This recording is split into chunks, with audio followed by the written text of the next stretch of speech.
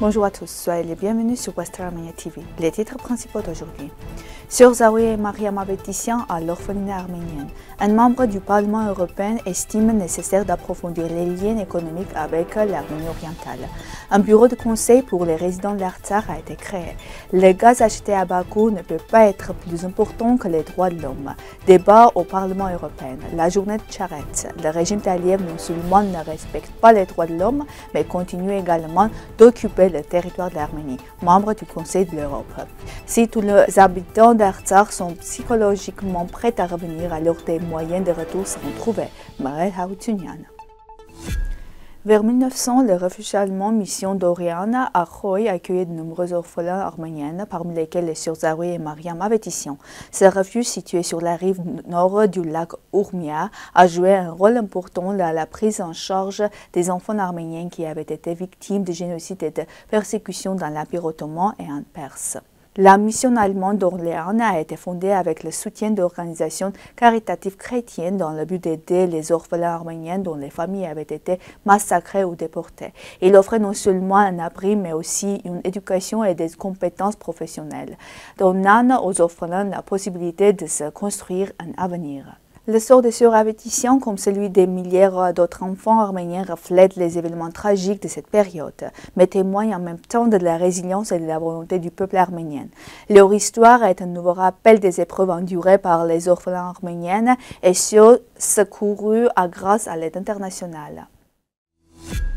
Le député polonais au Parlement européen, Michel Szczerba, a souligné que toute une intégration plus profonde entre l'Arménie et l'Occident, il est nécessaire de développer des liens économiques avec Erevan.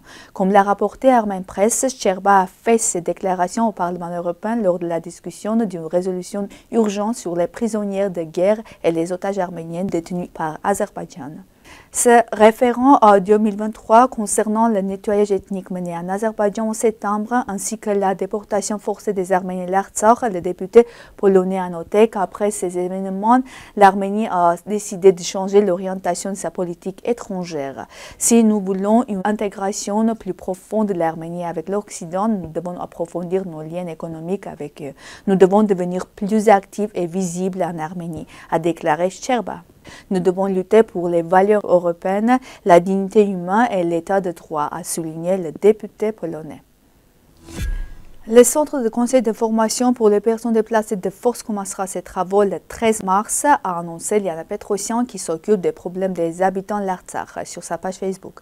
Le centre aura pour mission d'informer nos compatriotes déplacés de force de l'Artsakh sur les lois et décisions en vigueur, ainsi que de fournir des interprétations publiques des décisions adoptées par le gouvernement de la République d'Arménie, de formuler des lettres, des demandes et des plaintes adressées à diverses organisations gouvernementales et de clarifier les réponses reçues. Le numéro de la hotline du centre est le 011 44 44 43. Le 12 mars, la session plénière du Parlement européen a examiné une résolution sur les procès truqués des prisonniers arméniens détenus illégalement à Bakou selon la procédure d'urgence. Les rapporteurs sur l'Arménie orientale, Mariam Lexman, Vassil Dinkou et Nathalie Loiseau, ont vivement critiqué l'Azerbaïdjan dans leur discours accusant le régime d'Aliyev d'ignorer ses obligations internationales et de procéder à des traitements inhumains. Ils ont appelé l'Union européenne à imposer des sanctions strictes, à mettre fin à sa politique de condescendance envers le régime de Bakou et à protéger les droits de l'homme. Le vote sur la résolution est prévu le 13 mars. Le 13 mars marque l'anniversaire de l'Ériché Charens. Le grand poète est né en 1897 à Kars, laissant une marque indélébile sur la littérature arménienne. Charens n'était pas seulement un écrivain talentueux, mais aussi une personne extraordinaire. Lorsqu'il travaillait à l'orphelinat en 1920, il enseignait non seulement, mais essayait également d'apporter de la joie aux orphelins, les amenant même au restaurant en France. À l'orphelinat, Charens a rencontré son amour éternel, Arpenag Charens. Sa perte en 1927 a laissé une profonde blessure dans l'âme du poète. La vie de Charens fut pleine d'événements dramatiques. En 1926, il a tiré et l'a légèrement blessé Mariana Evasian, âgée de 16 ans, dont le rejet l'avait blessé. Pour cela, il fut emprisonné, mais fut bientôt libéré pour assister aux funérailles d'Arpenag. Charentz était un passionné de littérature arménienne. Il a traduit Goethe, Hugo, Pushkin, Mayakovsky et publié des échantillons du folklore arménien. Son dernier livre, le livre de la route, n'a pas été accepté par les autorités, ce qui a entraîné la fin de l'écrivain. En 1937, il meurt dans une prison d'Erevan, laissant derrière lui un héritage qui continue d'inspirer des générations aujourd'hui.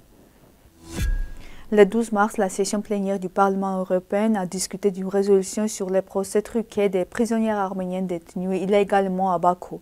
Plus d'un an s'est écoulé depuis l'attaque de l'Azerbaïdjan contre l'Artsakh, mais les Arméniens ne parviennent toujours pas à guérir leurs blessures. C'est ce qu'a déclaré Jihadi, membre du Conseil de l'Europe représentant Chypre, lors de la session plénière du Parlement européen à Strasbourg. La répression contre les Arméniens continue. Malheureusement, le régime d'Aliyev non seulement ne respecte pas le droit international et les droits de l'homme, mais continue également d'occuper illégalement le territoire de l'Arménie. L'Union européenne doit défendre les valeurs démocratiques. L'Union européenne doit s'imposer fermement à l'Azerbaïdjan et à la Turquie qui sont des criminels internationaux. Nous devons mettre fin au nettoyage ethnique qui a lieu contre les Arméniens, les Grecs et les Chypriotes, a déclaré Jihadi. Je pense qu'aujourd'hui, l'impératif de l'auto-organisation, d'une unification du peuple est extrêmement urgent et de ce point de vue, l'intelligentsia a beaucoup à faire. Et le rassemblement d'aujourd'hui vise peut-être aussi cet objectif. L'Artsakh a été et sera, je l'espère, l'élément le plus important de la sécurité de la République de l'Arménie orientale. Si tous les habitants de l'Artsakh sont psychologiquement prêts à revenir, alors les voies du retour seront trouvées, a déclaré Mohed Haoutounian, directeur du Centre scientifique Kachar, lors d'une conférence avec la participation d'intellectuels d'Arménie et d'Artsakh. C'est tout pour aujourd'hui. Merci d'être avec nous. Au revoir.